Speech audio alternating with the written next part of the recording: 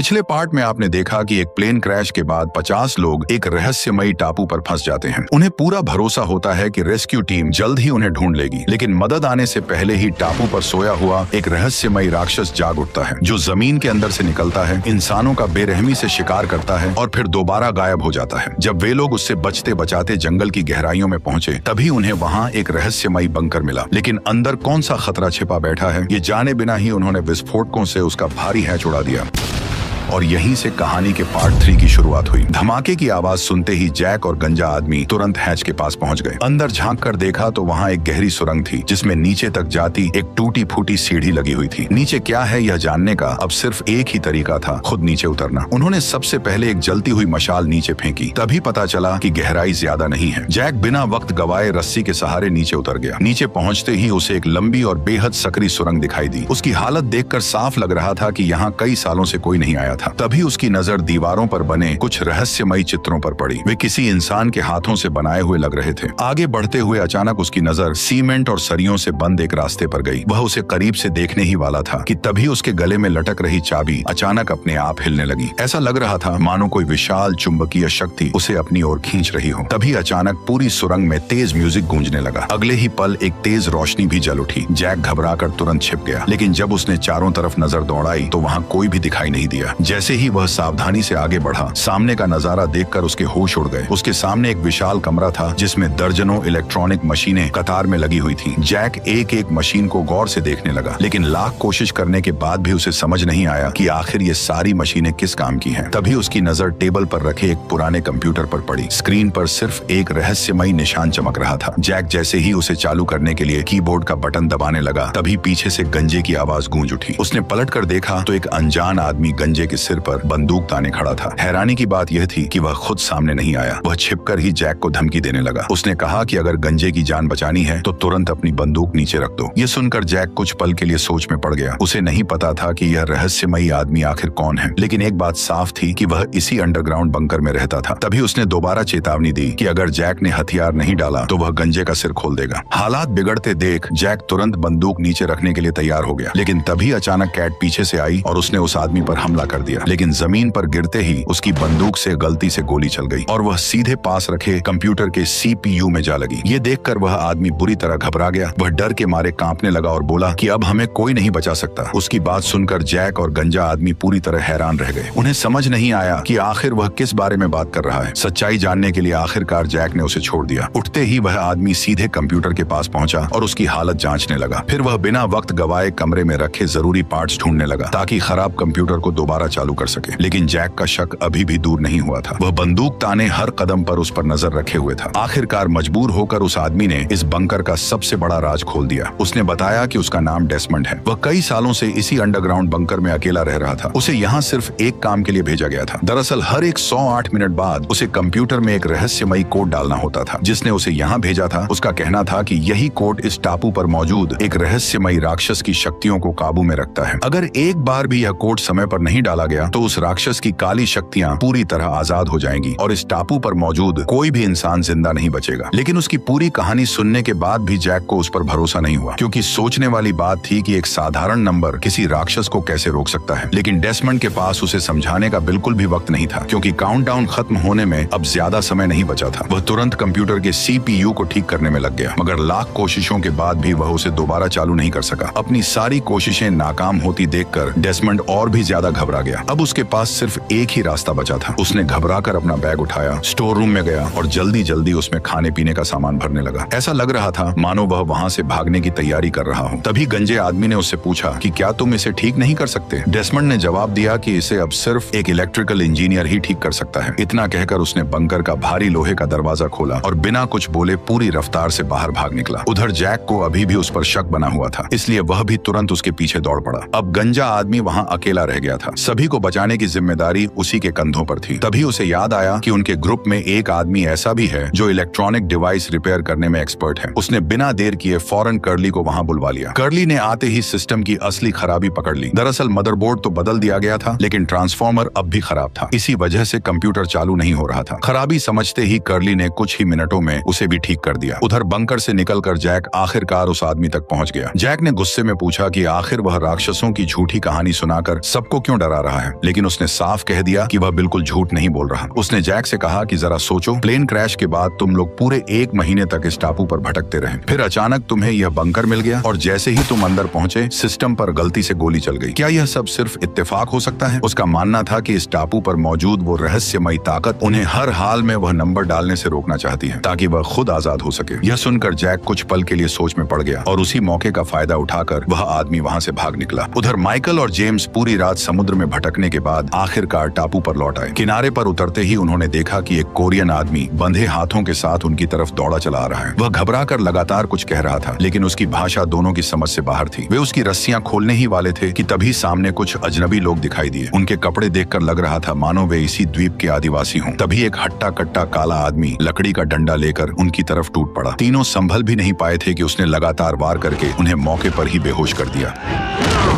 इसके बाद वो काला आदमी अपने साथियों के साथ तीनों को घसीटकर जंगल के अंदर ले गया। एक गहरे गड्ढे के पास पहुंचकर उसने तीनों को बड़ी बेरहमी से अंदर फेंक दिया। फिर ऊपर से भारी लकड़ी का ढक्कन बंद करके वो वहां से चला गया। काफी देर बाद तीनों को होश आ गया। उन्हें कुछ भी समझ नहीं आ रहा था कि आखिर वे लोग कौन थे और उन्हें यहाँ क्यों कैद किया गया है। सच्चाई का पता लगाने के लिए तीनों ने किसी भी तरह वहां से निकलने का फैसला किया। जेम्स ने पूरे गड्ढे को ध्यान से देखा। तभी उसकी नजर ऊपर गई, जहाँ मोटी और मजबूत लकड़ियों की एक भारी जाली लगी हुई थी। उसे देखते ही समझ आ गया कि उसे अंदर से हटाकर बाहर निकलना लगभग नामुमकिन है। तभी उनके साथ फंसे कोरियन आदमी ने इशारों में उन्हें इस गड्ढे से निकलने का एक तरीका बताया। आखिरकार तीनों ने मिलकर एक दूसरे के कंधों पर चढ़ना शुरू किया और पूरी ताकत से ऊपर लगी जाली को धक्का देने लगे। लेकिन तभी वे आदिवासी फिर से लौट आए। वो काला आदमी बिना कुछ बोले एक बेहोश लड़की को उठाकर उसी गड्ढे में फेंक गया और फिर वहां से चला गया। तीनों हैरानी से उस लड़की को देखने लगे। वे लोग उसे जानते नहीं थे, पर इतना साफ था कि उसे भी पकड़ कर लाया गया है। इसीलिए तीनों उसके होश में आने का इंतजार करने लगे। जैसे ही लड़की को होश आया, उन्होंने उसे शांत कराने की कोशिश की, लेकिन डरी हुई होने की वजह से वह उन तीनों को भी आदिवासियों में से एक समझ बैठी। तब माइकल ने उसे बताया कि वे फ्लाइट 815 के प्लेन क्रैश में बचे हुए लोग हैं। यह सुनते ही लड़की हैरान रह गई, क्योंकि वह भी फ्लाइट 815 की बची हुई यात्री थी। उसका नाम एना था और उसकी सीट विमान के पिछले हिस्से में थी। क्रैश के बाद से वह लगातार दूसरे बचे हुए लोगों को ढूंढ रही थी, लेकिन तभी उसे भी उन जंगली लोगों ने पकड़ लिया। यह सुनते ही माइकल ने तुरंत उससे अपने बेटे के बारे में पूछा, लेकिन एना ने बेबस होकर सिर हिला दिया। उसे उसके बारे में कुछ भी पता नहीं था। जब सभी को यकीन हो गया कि वे एक ही फ्लाइट के सर्वाइवर्स हैं, तब माहौल थोड़ा शांत हो गया। चारों ने अपना अपना नाम बताया। तभी अचानक जेम्स ने अपनी पिस्तौल निकाली और कहा कि जैसे ही वे आदिवासी लोग जाली खोलेंगे, तब हम उन पर हमला करके यहाँ से भाग निकलेंगे। पिस्तौल हाथ में देखकर एना सतर्क हो गई। जेम्स उससे कुछ पूछने ही वाला था कि तभी एना ने अचानक उस पर जोरदार मुक्का जड़ दिया और फुर्ती से उसकी पिस्तौल छीन ली। माइकल और कोरियन आदमी हैरानी से उसे देखते रह गए। उन्हें समझ ही नहीं आया कि आखिर यह लड़की करना क्या चाहती है। तभी ऊपर से किसी ने गड्ढे का ढक्कन खोला और एक रस्सी डालकर एना को ऊपर खींच लिया। उसी पल तीनों के सामने पूरी सच्चाई आ गई। असल में एना को जानबूझकर उनके बीच भेजा गया था ताकि वह उनका भरोसा जीतकर सारी जानकारी निकाल सके। उसने पहले बड़ी चालाकी से तीनों की पहचान जान ली, फिर मौका मिलते ही जेम्स की पिस्तौल भी छीन ली। अब उनके पास बच निकलने का कोई रास्ता नहीं बचा था। एना ने अकेले ही वह काम कर दिखाया जो तीनों मिलकर भी नहीं कर पाए थे। यह देखकर जेम्स का गुस्सा 7वें आसमान पर पहुंच गया। उसे समझ आ गया कि अब उनकी आखिरी उम्मीद भी खत्म हो चुकी है और अब उन्हें कोई भी नहीं बचा सकता। लेकिन तभी गड्ढे का ढक्कन एक बार फिर खुला। इस बार उस काले आदमी ने नीचे एक रस्सी फेंककर तीनों को ऊपर आने को कहा। शुरुआत में तीनों को लगा कि शायद यह भी कोई नया जाल है, लेकिन जब उन्हें एहसास हुआ कि सामने वाले लोग उन्हें कोई नुकसान नहीं पहुंचाना चाहते, तब जाकर वे सुरक्षित बाहर निकल आए। तभी एना ने उन्हें पूरी सच्चाई बताई। असल में यह सब सिर्फ एक गलतफहमी थी। एना और उसके साथी भी फ्लाइट 815 के बचे हुए लोगों में से ही थे। उन्होंने एहतियात के तौर पर जेम्स और उसके साथियों को कैद किया था ताकि उन्हें यकीन हो जाए कि उन्हें तीनों से कोई खतरा नहीं है। जब सच्चाई सामने आ गई तो दोनों तरफ का शक भी खत्म हो गया। इसके बाद एना उन सबको लेकर जंगल के अंदर मौजूद सीक्रेट कैंप की तरफ निकल पड़ी। लेकिन जेम्स का गुस्सा अभी भी शांत नहीं हुआ था, क्योंकि पहले माइकल के बेटे को बचाते समय वह कंधे में गोली खा चुका था। फिर टापू पर आते ही उस साले भांड जैसी शक्ल के काले आदमी ने उसकी बुरी तरह पिटाई कर दी और ऊपर से उसकी पिस्तौल भी छीन ली गई। एक ही दिन में इतनी बेइज्जती और दर्द झेलने के बाद उसका पारा 7वें आसमान पर पहुंच चुका था, लेकिन वो बेचारा अब कुछ कर भी नहीं सकता था। कुछ देर जंगल के अंदर चलने के बाद एना सभी को घनी झाड़ियों के सामने ले आई। वहाँ उसने पेड़ों की टहनियां हटाई तो उनके पीछे एक छिपा हुआ दरवाजा दिखाई दिया। एना ने एक अजीब से पैटर्न में उस दरवाजे को खटखटाया। कुछ सेकंड बाद अंदर से एक आदमी ने दरवाजा खोला। इसके बाद सभी लोग एक एक करके अंदर घुसते चले गए। बाहर से यह जगह जितनी छोटी दिख रही थी, अंदर उतनी ही बड़ी थी। लेकिन हैरानी की बात यह थी कि वहाँ मुश्किल से 5 ही लोग मौजूद थे। जब माइकल ने लिली से पूछा कि बाकी बचे हुए लोग कहाँ हैं, तब लिली ने बताया कि प्लेन क्रैश के बाद कुल 23 लोग जिंदा बचे थे, लेकिन फिर इस टापू पर कुछ ऐसा हुआ जिसने एक एक करके लगभग सभी को निगल लिया। दरअसल हर रात जंगल में एक रहस्यमयी शख्स आता था। उसके कुछ बोलते ही चारों तरफ मशालें जल उठती थीं और जो भी उस वक्त बाहर होता था वह कभी वापस नहीं लौटता था। इसी तरह एक एक करके 18 लोग उस रहस्यमयी शख्स का शिकार बन गए और अब हालात यह थे कि पूरे ग्रुप में सिर्फ 5 लोग ही जिंदा बचे थे। ये सुनते ही तीनों के चेहरों का रंग उड़ गया। उन्हें समझ आ गया कि यह टापू उनकी सोच से कहीं ज्यादा खतरनाक है। कुछ देर बाद उन तीनों को एक काम सौंपा गया। उन्हें अंधेरा होने से पहले खाने का इंतजाम करना था। बदले में एना ने वादा किया कि वह उन्हें टापू के दूसरी तरफ मौजूद उनके साथियों तक पहुंचा देगी। कोई दूसरा रास्ता न होने पर तीनों ने उसकी शर्त मान ली। इसके बाद सभी 8 लोग अलग अलग टीमों में बट गए और जंगल में खाने की तलाश में निकल पड़े। इसी दौरान कोरियन आदमी ने अपना हुनर दिखाते हुए कुछ ही मिनटों में कई मछलियां पकड़ ली। वहीं दूसरी तरफ जेम्स के कंधे में अभी भी गोली लगी हुई थी, इसलिए वह चाहकर भी उनकी कोई मदद नहीं कर सका। उधर माइकल और लिली फल ढूंढने के लिए जंगल के दूसरे हिस्से की तरफ निकल गए। रास्ते में लिली ने उन्हें कैद करके रखने के लिए माइकल से माफी मांगी, लेकिन माइकल ने उसकी बात का कोई जवाब नहीं दिया। जैसे ही दोनों घने जंगल के बीच पहुंचे तभी मौका मिलते ही माइकल उसकी आंखों से ओझल हो गया। उधर लिली तुरंत वापस कैंप पहुंची और उसने फौरन सभी को पूरी बात बता दी। ये सुनते ही जेम्स और कोरियन आदमी समझ गए कि माइकल अपने बेटे को ढूंढने निकल पड़ा है। ये सब जानने के बाद एना ने फैसला किया कि अब वे माइकल का इंतजार नहीं करेंगे और तुरंत यहाँ से निकलेंगे। लेकिन कोरियन आदमी ने आगे बढ़ने से साफ इनकार कर दिया। वह हर हाल में माइकल को वापस लाना चाहता था क्योंकि दोनों के बीच अच्छी दोस्ती हो चुकी थी। लेकिन माइकल की तलाश में जंगल के अंदर जाना मतलब अपनी जान जोखिम में डालना था। इसी वजह से कोई भी उसके साथ जाने को तैयार नहीं हुआ। आखिरकार कोरियन आदमी की जिद देखकर काला आदमी उसके साथ जाने के लिए मान गया। वहीं एना अब भी उलझन में थी कि उसे क्या करना चाहिए। इसी बीच कोरियन और काला आदमी माइकल की तलाश में जंगल के अंदर निकल पड़े, लेकिन यह जंगल बिल्कुल भी सुरक्षित नहीं था। दोनों अपने हथियार कसकर पकड़े आगे बढ़ रहे थे। तभी अचानक उन्हें एक डरावनी आवाज सुनाई दी। जैसे ही कोरियन आदमी उस आवाज का पीछा करते हुए वहां पहुंचा, तभी अचानक एक जंगली सुअर झाड़ियों से बाहर निकल आया।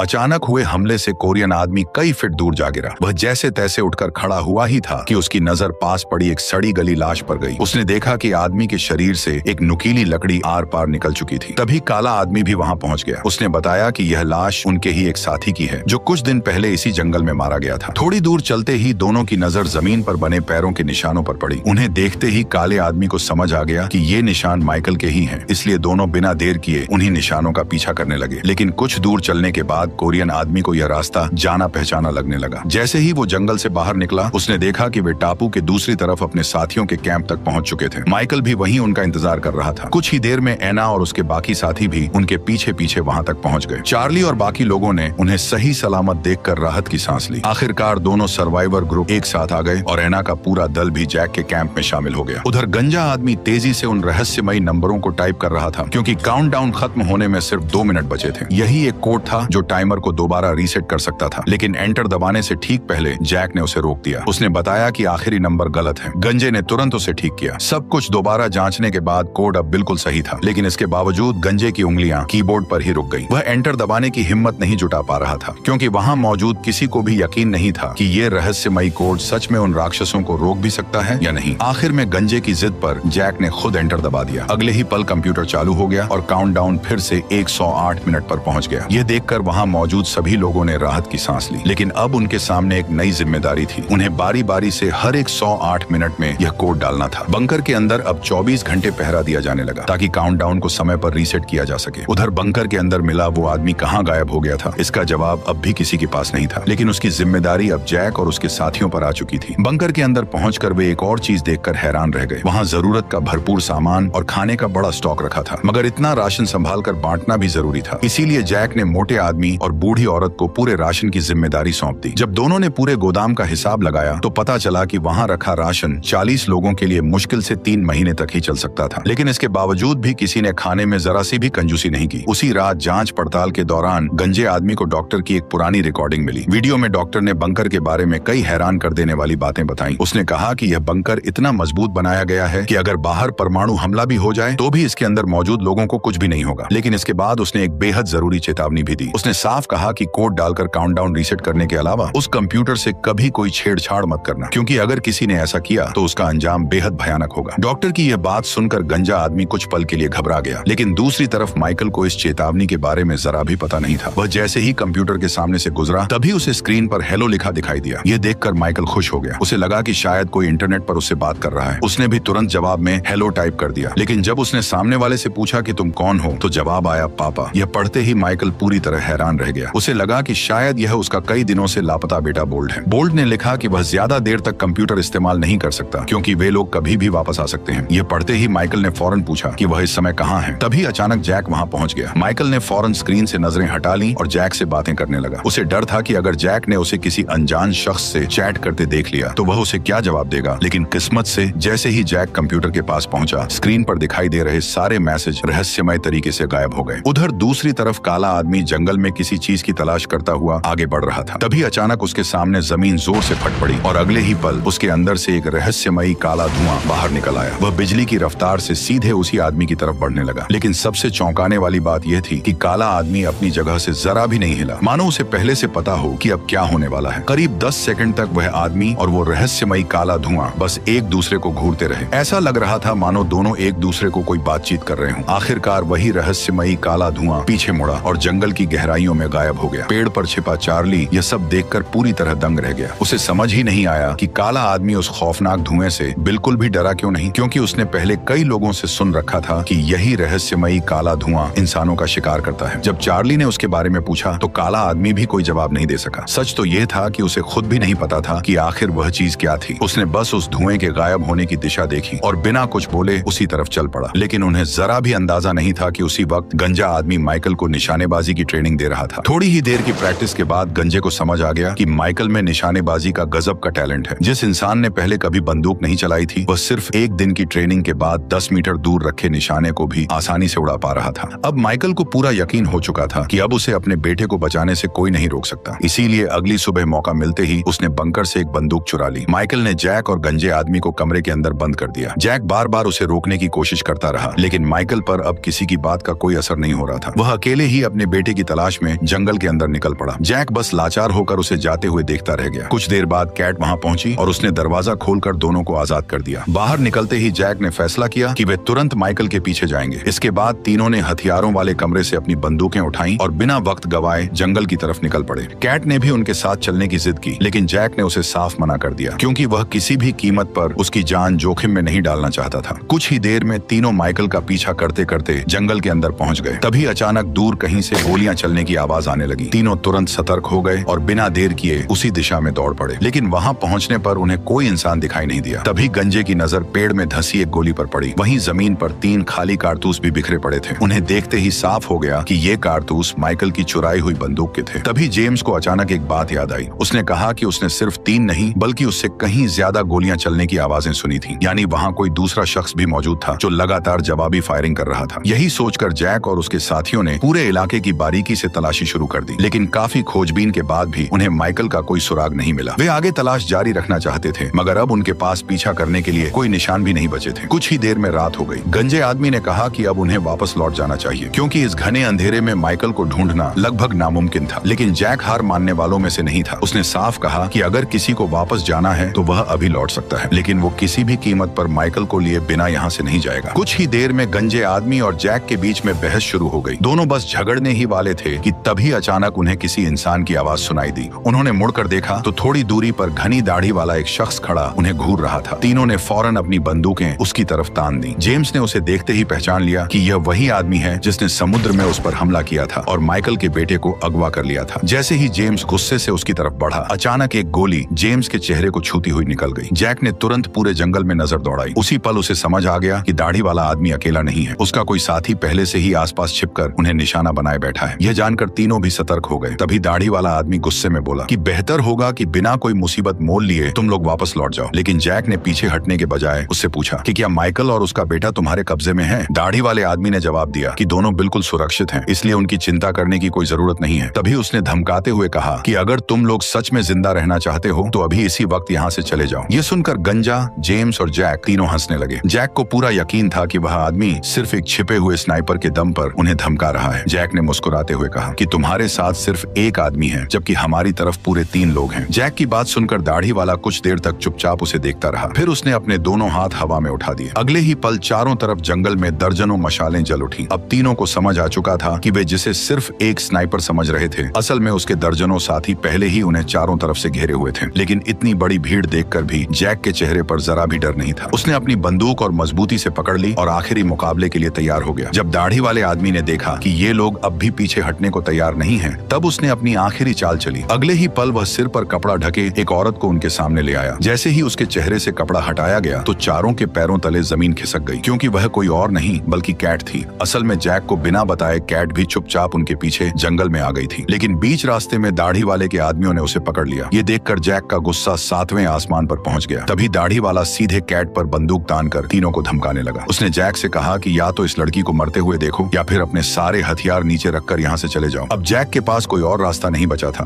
कुछ सेकंड तक सोचने के बाद उसने आखिरकार अपनी बंदूक जमीन पर रख दी। जेम्स और गंजे आदमी ने भी न चाहते हुए अपने अपने हथियार नीचे डाल दिए। दाढ़ी वाले ने भी अपना वादा निभाया। उसने पहले उनकी बंदूकें उठाई, फिर कैट को आजाद कर दिया। अगले ही पल सारी मशालें रहस्यमय तरीके से गायब हो गईं। पीछे सिर्फ जैक और उसके 3 साथी खड़े रह गए। अगली सुबह जब चारों वापस समुद्र किनारे बने सर्वाइवर कैंप पहुंचे तो कैट सबसे पहले जैक के पास जाकर उससे माफी मांगने लगी, क्योंकि उसकी एक गलती की वजह से उनका पूरा प्लान नाकाम हो गया था। लेकिन हैरानी की बात यह थी कि जैक ने उससे एक शब्द भी नहीं कहा। फिर भी कैट खुद को माफ नहीं कर पा रही थी। आखिरकार उसने फैसला किया कि अब वह इस रहस्यमयी टापू का सच पता लगाकर ही रहेगी। कुछ देर बाद मौका मिलते ही वह अपने दोनों साथियों के साथ चुपचाप जंगल की गहराइयों की ओर निकल पड़ी। काफी देर तक जंगल में भटकने के बाद उन्हें झाड़ियों के बीच छिपा हुआ एक रहस्यमयी लोहे का हैच दिखाई दिया। उस पर 8 त्रिकोणों वाला एक अजीब सा निशान बना हुआ था। तीनों ने बिना एक पल गवाए उसका दरवाजा खोल दिया और ठीक यहीं पर कहानी का पार्ट 3 भी खत्म हो गया। लेकिन असली रहस्य अभी भी बाकी है, क्योंकि पार्ट 4 में पता चलेगा कि यह हैच कोई साधारण बंकर नहीं बल्कि एक ऐसे खौफनाक राज से जुड़ा है जो सीधे दूसरे बंकर तक पहुंचता है। अगर आप चाहते हैं कि पार्ट 4 जल्दी आए तो इस वीडियो पर 2000 कमेंट कर दो जल्दी से। जैसे ही आपका जबरदस्त सपोर्ट मिलेगा मैं पार्ट 4 भी लेकर आ जाऊंगा। तब तक के लिए बाय।